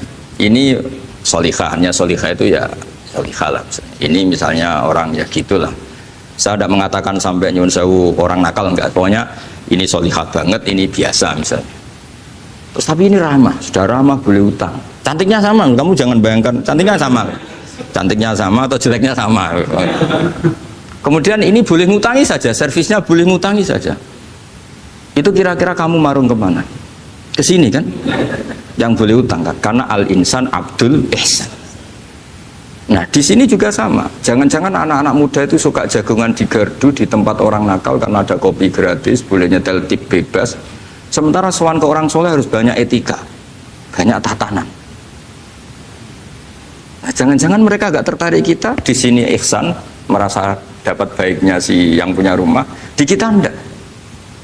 Nah, di sini sirnya kenapa kiai alim itu sama anak-anak muda suwon santai. Itu awal dakwah itu karena manusia itu pasti al-insan abdul ihsan, manusia itu budaknya kebaikan. Makanya kenapa kiai Jawa itu suka nyuwun sewu mayoran, suka makan-makan. Itu bukan terus buat takok iku sunah Rasul piye dalile piye. Ini urusan dakoek, sesuatu yang hitung-hitungannya sudah jelimet. Bukan tekstualis, ini sudah jelimet. Jangan sampai di tempat orang-orang nyuwun sewu yang kurang baik itu makan-makan mayoran, ketemu wong saleh mentuk ijazah we. Kon maca ngene, kon poso ngene kan mesti. Nah ini cerita aja, kamu gak, makanya saya bilang nggak perlu nyinggung siapa, ini teori dakoek itu. Nah tapi kalau bawaannya orang soleh itu rileks. Bapak saya itu saya menyaksikan setiap sama tamu itu guyon. Tamu belum duduk aja mesti ibu dibilangin kon gak nomam. Karena tamu zaman dulu itu memang sering gak kelar marung. Tamu saya guys, apa bertamu nang hotel mangan sih ribet. Nah kalau al-insan abdul ihsan, jangan-jangan orang kesini itu Allah nyalakan kita karena kita salahnya kurang ihsan. Makanya diantaranya doanya orang-orang dulu, ya Allah jangan berikan ke orang-orang fajir, orang-orang fasik satu kenikmatan yang saya harus berutang jasa ke mereka. Karena berat, ke depan itu berat. Jadi jangan-jangan kita dakwah tidak mandi itu kurang kompetisi lah istilahnya. Nah makanya Wali Songo itu sikapnya simpati, ya tadi. Makanya terus guyonan di dunia sufi, meskipun guyonan itu masuk akal. Kok tidak marung yang solihah, kok marung yang enggak solihah? Kalau yang ini senyum, ini merengut. Nah di sini pentingnya senyum. Meskipun fikih berfatwa senyum itu sunat, saya ulang lagi, fatwa fikih formal itu kan senyum itu sunat. Tapi ada surah yang senyum itu wajib. Ya tadi misalnya kamu kalau jadi kiai senyum orang ngaji ke kamu, tapi kalau kamu gak senyum orang ke ngaji yang aliran sesat, misalnya belajar yang aliran sesat, hanya karena orang netral itu ngukurnya senyum. Bawaan soal kiai dimarahin, ya soal yang gak kiai gak dimarahin misalnya. Nah di sini hebatnya Quran, bayangannya walaupun tafadzul ghalidul qalbi lan faddu min qawli. Kalau kamu jadi kiai kurang simpati pasti orang itu bubar. Di sini fatwa fikih sudah tidak berjalan kalau senyum itu sunat. Ada wajib, tapi bukan wajib yang keliru kayak tadi ijabu malam ya cinta. Ini wajib yang karena hitung-hitungan syariah itu. Lo coba ya, mana ada wong soleh yang top ya. Sekedar kita mungkin pegawai negeri atau lurah, orang ke kita harus prosedur. Sementara kadang ke tempat yang kurang baik nggak usah prosedur. Orang kan nyaman nggak diatur timbang diatur. Bawaan gitu saja sudah membatasi akses kebaikan kan. Jadi lepas dari kita tidak bisa melakukan, tidak apa-apa. Ini kan kita fair secara ilmiah, hitung-hitungannya gitu. Dakoik itu kira-kira hitung-hitungannya begitu. Makanya kiai-kiai yang dulu itu meskipun dalamnya dibatasin, karena kiai juga butuh istirahat, butuh macam-macam. Kalau pondok itu enggak 24 jam, karena semua orang biar bisa ngakses. Saya tuh kalau ngaji Rebo itu ribuan, enggak mulai orang jelas, enggak jelas, setengah jelas, yang wali, setengah bulat, setengah buron, ada semua. Sampai ada yang setengah buron pernah ketemu polisi yang ngaji, saya ini mau nangkap kamu malah ketemu di sini jadi sudah lah Pak, atas nama hormat Gus Pak, nangkapnya nanti aja karena ketemunya pas ngaji. Karena kebaikan tidak boleh dibatasi. Coba kalau saat pengajian tak batasin, yang dokter saja, yang DRS saja, yang begini saja. Sementara dangdutan nggak dibatasi. Suatu saat maksiat lebih besar ketimbang ngaji. Itu saya ditanya Allah, salam nggak batasin? Saya juga nggak bisa jawab kan kira-kira gitu. Nah ini dakoi, maksudnya ini cerita saya tidak ingin nyinggung siapa ini, maksudnya dakoi itu suatu yang perhitungannya detail itu jelimet. Saya punya tetangga kalau tukaran sama suaminya itu jujur betul. Kenapa nak tegakno kopi ra gelem, senane ngopi ning warung. Nang kono nak nyugoi mbek senyum kowe ora. Istri kamu kalau nyugoi, oh ngombe. Di warung kan ngersakno nopo. Padahal cantiknya kadang ya sama, atau kadang cantik istri kamu. Tapi gara-gara duar. Lah itu sudah takoek apa? Takoek. Ini urusan kompetisi. Ke kiai dimarahin, ke sini di servis. Nah, ini monggo lah kita belajar bahwa karena sebagian riwayat disebut Rasul Akli Badal Iman Billah At-Tawaddud Ilan Nas. Setelah kita berargumentasi ilmiah secara tauhid, urutan dakwah berikutnya At-Tawaddud Ilan Nas. Kita harus bersikap simpatik dengan harapan simpatik itu membawa orang ila wahi wa rasuli. Kita tidak punya kepentingan pribadi, punya pengaruh banyak, membernya banyak, enggak lah, ma'adzallah min dalik, enggak. Tapi setelah kita At-Tawaddud Ilan Nas, coba Rasulullah itu tiru. Sholat itu kayak apa baiknya? Logikanya barang baik tambah lama tambah baik. Tapi itu mukhalafah, itu bertentangan dengan sunnahnya manusia yang suka cepat. Nyatanya imam yang cepat itu yang lama itu yang disalahkan Nabi. Logikanya kan sholat lama, Qur'annya fase. Yang imam itu Mu'ad bin Jabal, tidak muntah itu tidak apa. Mu'ad itu sahabat paling fase, paling alim. Artinya bacaannya itu tidak bikin kuping panas. Ini yang ngomong ini tidak saya. Itu ketika kelamaan, yang disalahkan Nabi itu yang kelamaan. Karena supaya orang seneng sholat, ya sholat itu jangan jadi problem dong. Cara nggak jadi problem gimana ya? Jangan lama. Kayak apa agama ini? Sholat tuh sebaik sholat aja dikompromikan dengan hukum sosial. Karena kalau sholat terlalu lama nanti ibadat jadi problem. Sampai segitunya. Ya makanya apalagi kalau kamu sudah ngerasa suaranya elek, tak baku tuh kul huwa lah. Terus suaranya elek Baqarah. Suaranya elek. Ini kok diding-didingan. Mustaqim bagus gak suaranya? Paling bagus ya. Sholat. Ya gitu aja ya dibagi ya, yang suaranya tidak bagus suruh imami duhur asar aja. Tadi yang bagus biar maghrib apa isya ya, kayak gitu aja. Ya tapi ya, sudah teruskan ya. Jadi yang jelas ada kelompok ketiga, yang jelas ini ya, yang kalau kita bisa niru ya, wa ilaman yang zur ilaihi bi ainir rahmah wa la yu'athirul munqata'ah wa tabau. Nah ini ketika Imam Ghazali fahadi daqaiqu diniyah. Ini detail-detail yang setiap turukus salikin itu beda-beda. Wa yakunu amalu kulli wahidin ala ma yaqtadihi haluh wa waqtu. Jadi mulai dulu ini urusan relatif, urusan subjektif. Jadi tidak bisa kamu ada orang itu maksiat. Bawaannya kalau nggak dikerengi ramari ya ada. Yang bawaannya dikerengi tambah nemen ya ada. Bawaannya nggak jelas ya ada. Banyak ya kalau itu banyak. Jadi mulai dulu tuh ulama dulu tuh fair seperti itu nggak perlu diperdebatkan lah, sudah mulai dulu ya beda bimuqtadul hal wal waqti ya. Nah sekarang orang kan milih, kalau yang keras nyari dalil keras terus, yang lunak cari dalil lunak terus. Akhirnya dalil kok dicari-cari itu gimana? Ciri utama kebenaran tuh fi awali wahlah. Ada ciri utama kebenaran tuh al-badihiyah. Makanya kalau dalam ilmu ushul fikih disebut watabadur alamatul haqiqah. Penemuan pertama itu bukti yang digandaki Allah hakikat. Misalnya kamu sama orang nakal tanggo kamu, tak kandani malah nemen. Spontan orang tuh pasti gitu. Karena di mana-mana sosialisasi itu dibutuhkan. Ketika negara atau kiai atau tokoh mau bikin apa, pertama targetnya mesti sosialisasi. Sesuatu pasti ada tadrijan. Itu siapapun, teori manapun, di dunia apapun. Ya itu namanya badiyah, pikiran segitu itu disepakatin. Nah kita kalau langsung marah, langsung mengusir itu udah pikiran badiyah yang konsensus. Misalnya anakmu nakal, dengar misalnya nyuruh anak kiai, dengar anakmu pacaran. Pikiran pertama itu seorang manusia itu, ya dikadani si api-api ya. Karena tadi itu badihi itu orang itu. Kamu kepengen beli mobil, pikiran pertama ya enggak sih nabung sih, mesti begitu. Jadi ya pasti begitu lah. Itu kalau kamu ngukur mana yang benar tuh at-tabadur alamatul haqiqah. Kalau kamu ngaji usul fikih itu kan at-tabadur alamatul haqiqah. Karena konsensus lah, agama ini fitratallahi allati fataran nasa 'alaiha. Jadi nggak mungkin lah kita ingin sesuatu kemudian tidak berproses. Ya saya teruskan ya. Tapi kamu jangan kaget kalau setiap angkatan beda. Ini jelas wa yakunu amalu kulli wahidin ala ma yaqtadi halu. Terus wa muqtadul ahwal fi hadil umur imam makruha aw manduba fatakunu fi rutbatil fadail wa la tantahi ila tahrim wal ijab. Nah ini jelas. Metode-metode itu sudahlah. Paling kalau benar ya mandubah, kalau salah ya makruha.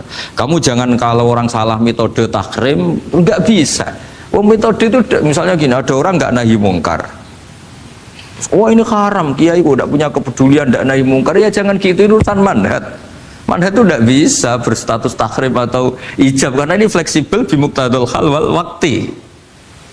Jadi ini alimnya Imam Ghazali ya, karena ya tidak bisa. Fa inna takhil tahta taklif aslu ma'rifah lillah wa aslu hubadalika qad la yata'adda minal mahbub ila ghairihi. Wa innamal mu'tadi ifratul khub wastila'u wa dzalika la yadkhulu fil fatwa wa tahta dhahiri taklif. Jadi rasa itu tidak bisa dikendalikan taklif. Artinya gini, agama saja itu tidak bisa ngatur-ngatur rasa ini kan. Misalnya gini, contoh gampang ya, kamu tidak usah tersinggung, pasti kamu mengalami, bukan mungkin tapi pasti mengalami. Wadah orang rokokan, keriting, jebelek, puwesek, gendut rokokan, cowok itu rokokan, mesti kamu mau angkel. Wah semua akal harus dianggap cawe itu orang bener. Baru ketemu cah wayu menarik rokokan, mesti oleh mangkel gitu. Wes jawab jujur ya, tidak usah munafik kamu. Betul ya? Betul.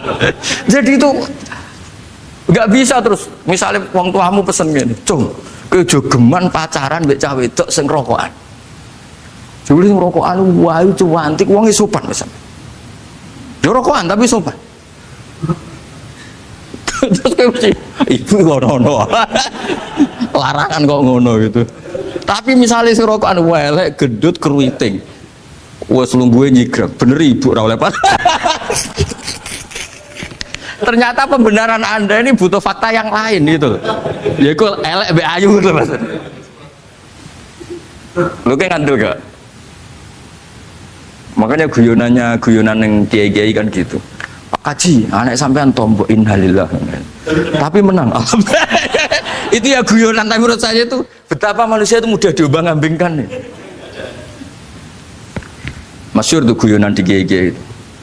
Pak Kaji ono cawe itu numpak sepeda motor GL Max Pro, dan di saya kan sepeda lanang. Wah, luput suwo kebablasan. Bareng ngono, tapi niku ponakane jenengan semoga-moga terus pura pangeran. Ternyata orang reaksi ya berdasar kroni kan.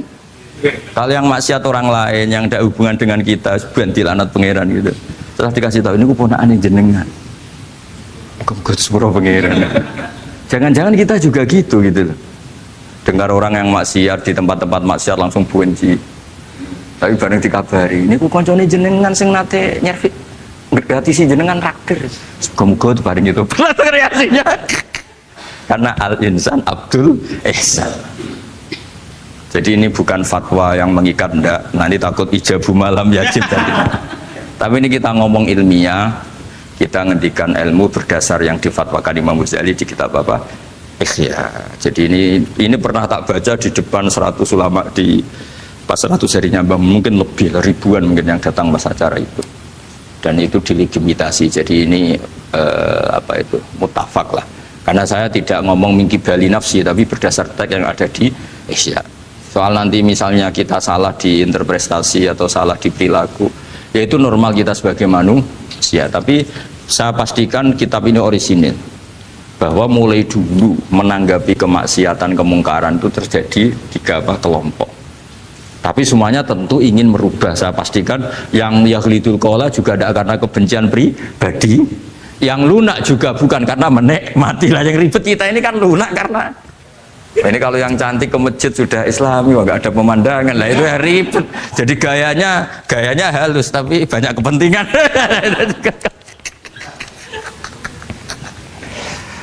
Ya ini jelas ya. Jadi mulai dulu makanya Imam Ghazali sampai punya gelar Hujjatul Islam. Di sini kelihatan apa detail-detailnya Imam Ghazali. Dan beliau berargumentasi. Zaman sahabat pun ketika melihat seperti itu ya beda-beda kan. Di antara yang didawahkan beliau kan mulai periode apa? Sahabat kan. Beliau ngendikan apa itu? Fa inna na'lamu annal ladzina syaribul khamra wa ta'atu al fawahisha fi zamani Rasulillah sahabah maka nuyuhjaruna bil kulliyah bal kanu munqasimina. Jadi beliau cerita mulai dulu masyhur kan dulu di sahabat ya, itu ada orang namanya Nuaiman, kila namanya Abdullah. Itu di Bukhari jelas wa kana yulaqabu khimaron. Saking gableknya itu teman-temannya kalau manggil tuh khimar. Terus wakana yuthiku Rasulullahi kasiron, dan dia yang orang yang mudah memperbuat Nabi itu tertawa-tawa. Bawaannya itu bodoni webek Nabi. Masyhur itu. Kalau dia ada pedagang keliling itu Bu atau Pak sini dahar sama Nabi. Setelah dahar lagi sing bayari sapa? Ya jenengan derek dahar. Masyhur itu. Ya sahabat ya ada yang gitu. Nah itu kalau mabuk nggak di masjid nggak afdol dia. Gak mau di bar, kalau mabuk di masjid. Dia tidak pernah lihat jauh dari Nabi, nggak pernah. Kalau mabuk itu di masjid. Sama sahabat-sahabat lain dia dikhat. Dikhat itu diberi sanksi, kalau bahasa pondok ditakzir, ditaktib. Terus saking overnya sahabat yang mentakdib, ada yang ma'aktsaroma syarib tal khamrat bena di Rasul. Kowe ujuk nemen ngarepe Nabi kok ngono kelakuan, anta malun. Kowe ku malun gitu. Tapi apa kata Nabi? La tal'anuhu fa innahu yuhibbu wa rasulah. Masyhur itu di kitab Bukhari. Itu oleh komentari Syurahul Hadis, falam yukhriju bil maksiyah anil mahabbah. Ternyata ketika orang ini maksiat, Nabi masih mensifati punya, karena dia tidak mau jauh dari Nabi. Kan banyak orang-orang fasik yang bawaannya nggak mau jauh dari kiai. Makanya orang Indonesia itu kemungkinan tidak tobat itu kecil, karena pas nakal ya cek para kiai dijazai ya cek diwoco. Jadi misalnya nyon sewu bar delok maksiat entek 1 juta, ini orang masjid ya isek nyumbang. Coba kok mau 50.000 ngono. Isek ora ngimbang gitu. Tapi buahnya. Jadi akhirnya ya orang ini orang baik. Jadi makanya ini pentingnya ngaji Quran. Saya mohon, nah ini BG, ini BSG. Setidaknya kamu lihat di dikte Quran lah pikiran kita. Mulai dulu itu Allah sudah membayangkan dan itu pasti terjadi. Ada kelompok sing wa akharuna atarafu bidzunub. Sementing i'tarafu bidzunubihim. Falam yuharrim halalan wala yuhallilu haraman. Sementing itu kaidah di fikih itu. Kamu jangan pernah menghalalkan yang haram, jangan pernah juga mengharamkan yang sudah. Kalau salah i'tarafu bidzunubihim. Makanya di antara aturan istighfar gimana? Kita Rabbana dzulamna anfusana, itu aturan istighfar. Kamu merasa salah dulu. Misalnya saya jadi pegawai negeri, misalnya saya Pak Zarkasi ini di Kemenak. Mungkin kerjanya benar, atmosfernya benar, semuanya benar. Tapi tetap saja salah. Kamu itu dipinterkan itu supaya idza ruja'u ilaihi maling biru qaumahum idza ruja'il malah gak roja'u malah roja'u ila departemen. Dalam kebenaran kita pun pasti ada salah, apalagi dalam misalnya saya datang ke Jakarta gini kan ya benar, datang ke sini ke Begit kon mulang sampai dengarkan ya benar. Tapi tanyakan anak saya yang di rumah yang kelas 3, Bapak kenapa sih ke Jakarta ya? Salah cara dia. Dan nanti kalau Allah lebih melihat anak saya, hanya anak kecil yang nggak berdosa, saya tetap salah ke sini. Meskipun dosa saya ditanggung sampean. Artinya dalam kebenaran saja ada kesalahan itu loh. Nah, makanya kalau donga atau Rabbana dzulamna anfusana. Nah, makanya urutan pertama i'tarafu bidzunubihim. Nak salah aku ngaku. Wes salah berargumentasi. Salah ngotot. Kok Joko-Joko tua itu salah ngotot. Kandhani nak nikah sunah Rasul jek ngotot. Ya itu kan zaman dulu. Kalau sekarang harus mapan dulu, kalau enggak kakean teori no. Kandhani kene utlubur rizqa binikah niku riyen ye saat iki. Ribet teh. Wah angel kandhani santri saiki teori ya. Lan kula di santri lanang kuwatah mbak kata ibu arep rapi-rapi ora yo wis buan. Nanti kandhani malah berargumen. Mulai santri-santri semanggon kota wis teori tok. Coba namanya tak kandani, kon tawakal ra mikir pekerjaan, gak iso kan ke santri kota ra iso. Nah santri desa iso Pak Zarkasi. Kandani sing ngandel kon tawakal. Santri kota ra iso. Gimana? Wis mlaku-mlaku gak go ATM ra wani. Gak go HP ra wani. 2 kilo lupa ninggal ketika milih kembali. Coba kalau ada apa-apa gimana ini? Padahal dulu berhari-hari gak bawa HP. Jadi nah makanya wa akharuna itu nomor 1 ukurannya i'tarafu, karena kelakuannya piye jenis ini kelakuannya kholatu amalan sholihah wa akhara konser ya kok ngarep kok ono selawatan ya kok ono artis wayu delok dosokan ono kiai melok dosokan salaman jare malaikat iki penggemar sapa ya. Ini penggemar artis penggemar kiai ya sama-sama heroik. Kepen roh artis yo wani dosoan, kepen roh kiai yo wani. Nah terusannya aja tapi itu menggembirakan tapi asawahu. Jadi ya muga-muga pangeran nyepuro, tapi kelasnya ya muga-muga. Kelakuan ngene itu tidak bisa dipastikan. Kelasnya ya muga. Beda kalau haladul walati jaratun tunjikum min adzabin apa? Alim itu untuk minuna fil harus batu jadi namanya Mbak Malim terus. Nah itu makomnya langsung yaghfir lakum. Warna wes itu kelas tinggi itu mesti langsung yaghfir. Nah sing kelas ngene ya asa. Asa itu sampai lah. Sekali aja langsung mesti nek kok ayate asa kok. Asa yang menawa-menawa. Menawa-menawa. Lah itu banyak kepentingan. Tapi yang jelas itu asa ya, semoga ya tadi mungkin apa aja. Ya jadi ini jelas ya supaya maksud saya baca ini tak niati dari rumah supaya kita melihat beberapa kelompok di Indonesia itu ya tidak kaget. Mulai dulu yang yakhlidul qola ya ada, yang yuzirul bughdo ya ada, yang kelihatan keras, nggak suka maksiat juga bagus. Masa maksiat disukai kan ya tidak baik.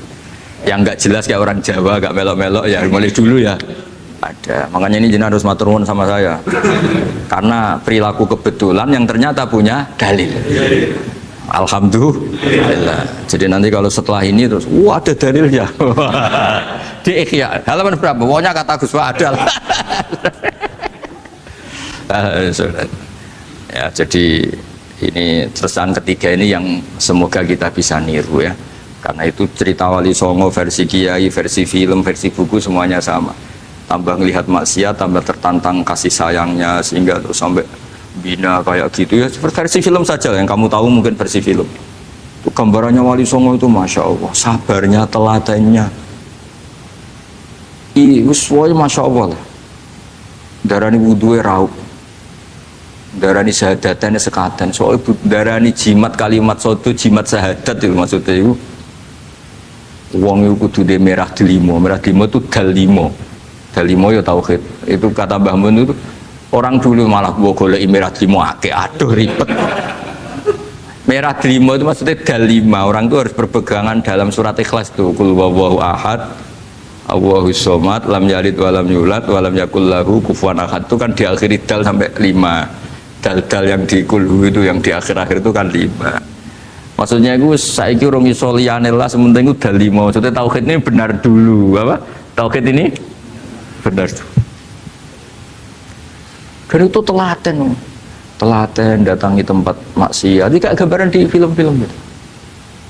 Dulu gambaran film-film kuno juga sama kan, ada warung, terus penjaganya gitu, yang datang goda. Dulu ya gambarannya ada gitu. Sekarang ya nggak ada lagi, mungkin banyak ya. Jadi dulu ya banyak sama lah. Untuk ukuran zaman itu ya banyak sama. Tapi telatennya. Orang Jawa bilang apa ya dituruti. Darane slokone sloko laila. Sloko itu maknanya suluk gitu. Bahasa Jawa jadi sloko. Nah darani ya tadi kayak di Jogja itu ada sekaten itu dulu kata cerita-cerita itu Kalijogo ngadakan satu konser wayang yang boleh nonton, yang bayar tiket. Lah tiketnya itu baca apa? Syahadat. Terus darani sekaten dari kata apa? Syahadat. Ya dituruti orang kok terus ini gak fusha ini. Kamu benarkan sinnya syahadatain. Kamu itu ada saja. Oh kiai nyaran ya. Ya fusha itu. Ya ini jelas ya supaya apa kamu ingat betul bahwa ini ndak gaweane Gus Ba, gaweane Bapak di sini mulai dulu di Ihya ini ya yang jelas ikut Kitabul Adabil Ulfah wal Mahabbah. Nah terus ini contoh belajar saya supaya sampean ngerti nak. Terus di sini tak tambahin dan itu di bab Ihya yang sama fa inna tafriq bainal ahbab min mahabis syaiton. Ya fa inna tafriq bainal ahbab min mahabis syaiton. Jadinya gini, misalnya Pak Zarkasi maksiat atau saya maksiat. Terus bawaannya Pak Zarkasi itu benci saya karena Gus Bak setelah maksiat. Berarti tafriq bainal mu'minin. Yaitu min mahabis setan. Setan suka. Wah, saya alhamdulillah orang Islam enggak saling mencintai, enggak saling menyayangi. Sekarang sudah ditafrik. Meskipun asal usulnya tafrik demi temannya maksiat, tapi tetap saja kamu memenuhi target setan. Itu tidak innamal mu'minuna ikhwah. Itu kan bagus oleh berhujahnya Imam Ghazali. Artinya gini, ya oke lah kita benci maksiat, benci ketidakbenaran. Tapi jangan pula punya akibat tafrik. Itu kalau itu sesuai target setan gitu. Makanya kita dengan kelompok yang berbeda ya berusaha tetap saling mencintai, saling cara bahasa politiknya merangkul. Jadi kita kan tidak politikus. Kalau politikus merangkul kan ke partainya. Kalau kita kan kiai ya merangkul supaya jadi baik. Kalau politik merangkul kan agar ke partainya. Jadi itu alasan yang saya suka. Fa inna tafriq bainal ahbab min mahabis syaiton. Loh, saya kalau nuruti mangkel sama mungkin bahkan dengan santri kita sendiri kadang mangkel wae ngaji turu. Soalnya ngaji takok halaman kadang nuruti mangkel ya mangkel. Wah itu kan itu mangkel loh. Tapi ketika aku mangkel setan seneng. Sekarang ada model baru kiai gedeng santri ini. Setan kan, lu kan mesti gak ajarannya Nabi lah. Ajarannya Nabi bainal mukminin itu al mawaddah warahmah. Ini ajaran mesti setan lah. Misalnya saya kesini kecewa sama sampean mangkel setan seneng. Oh sukses saya. Bikin Gus Bak mangkel becah begi. Lu ajarannya setan mana ada ajaran Nabi kon gedeng sampean mesti kon seneng. Karena contohnya makso. Seneng sampean butuh maksa. Artinya ya sudah begitulah. Jadi kalau sampean nggak bisa dakwah secara baik, minimal ngerti targetnya setan itu at-tafriq bainana wa baina ahibbaina, bainana wa bainal mu'minin, bainana baina ummati Rasulillah sallallahu alaihi wasallam. Maka misi setan ini harus kita batalkan, kita kalahkan. Makanya mangqala fil yaumi salasa marrat aw marham ummata Muhammad kutiba minal abdal. Karena itu termasuk perlawanan terhadap setan. Setidaknya meskipun kamu tidak bisa aplikasi nyata senang setiap orang Islam, karena kita manusia ya, kadang bawaannya nggak cocok, bawaannya nggak simpati, tapi setidaknya di depan Allah kita masih berdoa marham ummata Muhammad wa asli ummata Muhammad wa tajawaz an ummati Muhammad. Setidaknya Allah tahu kita lah bahwa watak dasar kita itu ingin mencintai orang Islam. Cuma keterbatasan kita, bawaannya mudah terprovokasi, mudah benci. Tapi ini biar basariyah lah gitu. Tapi mental kita ya marham ummata Muhammad. Dan itu kalau kamu baca sehari 3 kali saja itu kutiba minal abdal, sudah jadi wali abdal, kan keren. Nanti tak daftarkan lah kalau belum. Meskipun nanti ahli inventarisir jangan dulu. Nanti bisa dirayu, tapi kelompok ini nggak bisa disuap, resikonya ini nih. Jadi ini apa penting sekali ya supaya jenengan ngerti. Jadi kalau bawaan coba kita ini punya istri, normalnya kan sayang. Nyatanya tetap disuruh doa sama Allah, Rabbana hab lana min azwajina dzurriyyatina qurrata a'yun. Bawaan sering ketemu itu mangkel. Bawaan roh suami amen ketemu wong ayu ya mangkel. Bawaan suami roh istri saya teko jok kopi weanan ya mangkel. Nuruti asbabul bughdi itu banyak sekali. Tapi baru kayak donga Rabbana hab lana min azwajina tukaran ya rukun nih. Ya anake akeh. Tadi tukarannya ya jalan terus anake ya jalan terus. Jadi malaikat ya sekali piye karbe. Ya semoga jadi sudahlah, kalau tidak bisa baik-baik banget ya bahwa wa akharuna tarafu bidunubihim khalatu amalan sholihah wa akhara semakome asa dan semakome asa sampai dari Pak Zakasi terusane inna wa ghafurur. Tapi ghafurur itu ada harganya, khud min amalihim shadaqatan. Dadi aja tobaté istighfar tok. Jadi tangga nih istighfar tok gak nguntungno aku. Tapi kalau sedekah, kalau istighfar kan gak nguntungkan tetangga kan? Kan benaka wa benawa. Kowe masih maca ping 1000 kan bagi tangga gak penting. Atau kowe rapati istighfar 1 juta. Makanya itu hebatnya Islam, jadi suruh istighfar tapi ya khud min amwalihim shadaqatan tutahhiruhum wa tuzakkihim biha. Jadi karena kalau istighfar tok itu gak ngefek secara apa? Sosial. Jadi kayak apa baiknya Islam?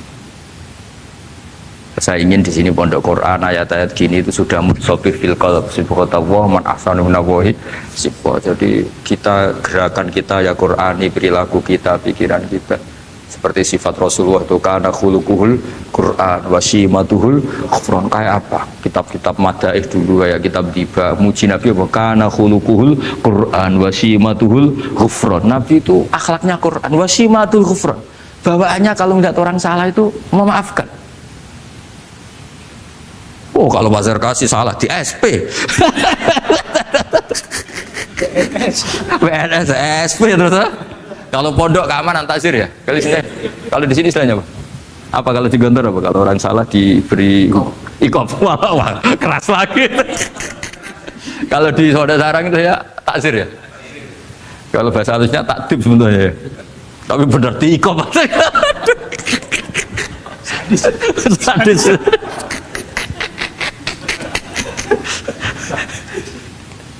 Aduh. Kalau di sini apa istilahnya? Apa? Oh, BNI Roma. Gaya dai. Kayak wah ya top, sudah makom paling tinggi ya.